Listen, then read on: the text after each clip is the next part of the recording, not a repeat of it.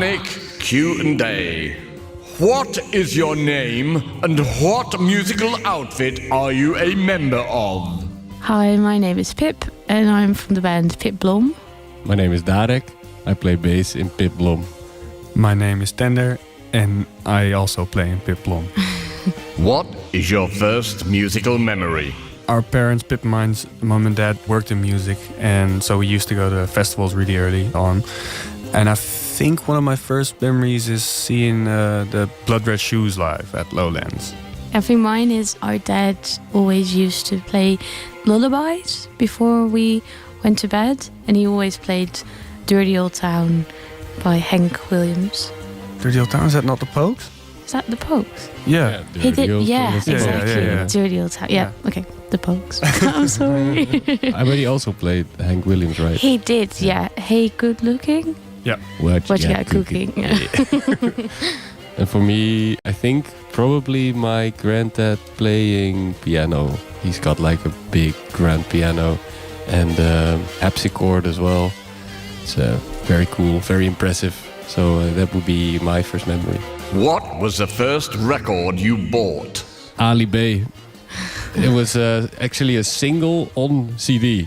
Ik ben je zat by Ali B, which is a Dutch rapper who is cancelled now. The first one that I bought with my own money is, I think, the first album by La Rue, because I used to be a really big fan. I still am a really big La Rue fan, but I saved all my money and I bought like a special edition box with a t-shirt and poster and signed everything. I don't really own that much physical music, so I think one of the first records I ever bought was, I think, just the first FKA Twigs album, which was a gift from my girlfriend, so it's not even for me. But Have you still got it? And do you still like it? Not really, no. I don't know if I own it. It's probably at my parents' house somewhere. But I mean, it is a banger. It is kind of like slightly sarcastically. I would listen to it, but I don't like it. I think no. I do still own it, and I really, really like it. Yes. I've never owned it, but my girlfriend still does, and I think it's it's still a great record. It's experimental. It's easier for me to answer because it's a more modern record, so it's more in line with stuff that I still like, I guess. What was the first gig you attended as a member of the audience? So for me, it's, I think, the Blood Red Shoes one. Yeah. I'm not sure if it's the first one because memories are weird, but I remember going to see Lily Allen at Paradiso with my mum, and I really, really liked it. I was really young and it was very busy and I thought it was terrifying but also really cool, and I loved Lily Allen. I think mine was Coldplay at Goffert Park in Nijmegen, which was crazy big, and I felt really small. I was very small as well. What was the first gig you played? Mine was with Pip. We did 3 tryout gigs in like rehearsal rooms in it's called Volks Hotel, for just mainly our friends and family, and then some industry people. But yeah, we organized it ourselves. Yeah, it was very DIY. Yeah, very crappy. yeah, very crappy. It was fun. I think my first gig must have been before that, because I used to have a singer-songwriter phase, and I think it must have been in Pakhuis Wilhelmina. Just me with the guitar. I thought it was absolutely terrifying and I hated it to bits. Mine was with a band that I had with my brother, actually. It was called The Freaky Boys with the Z on the end. It was in for a talent show in the local park. I grew up in Amsterdam. Have you ever screamed or cried at a gig? You cry all the time. I cry all the time. Yeah, I'm terrible. Especially when it's choirs or orchestras, I can't help it, but I start crying straight away. And it doesn't have to be good. It can be terrible, but it just I cry all the time. Do you remember the Wrexham Women Choir? I love that, yeah.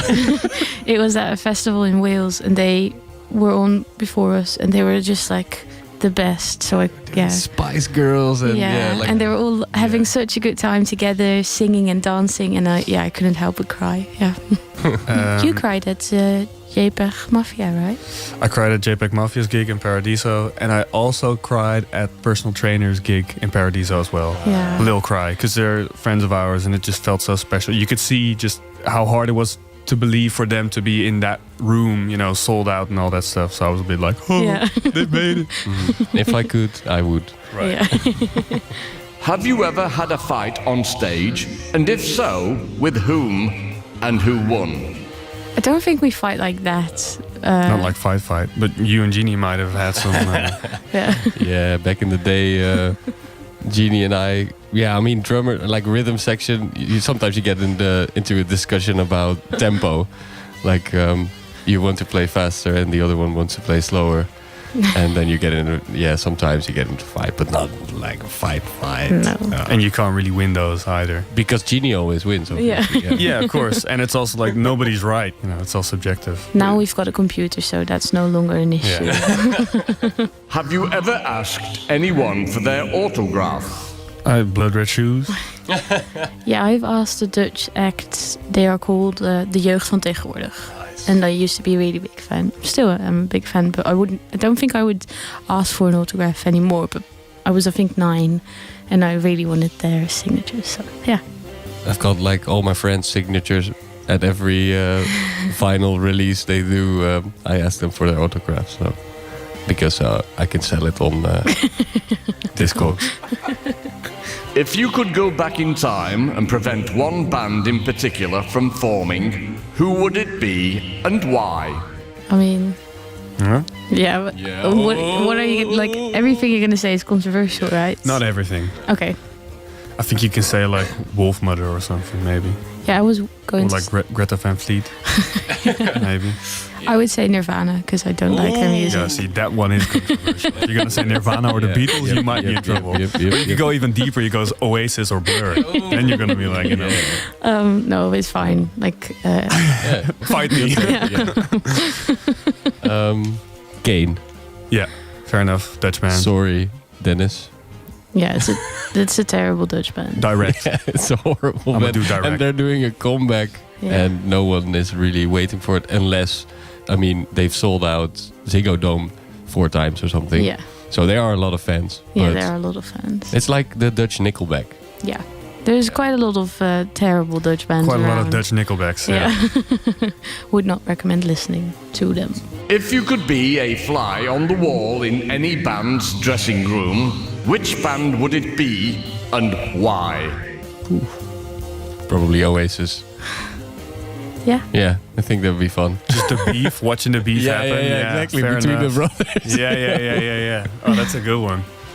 I was thinking Beyonce because I just love to see what's going on backstage. Yeah, there. from like a superstar. Exactly, yeah. Like we play live shows, but that's like a whole other level, of Yeah. course. And to see what's happening and how much like they do themselves, or all that stuff. I would love to see that. I'll join you on Oasis. That seems like a really good one. Do you have any words of wisdom or advice for our listeners? I would say bring your kids to gigs if it's possible. But make them wear earplugs. Exactly. Yeah.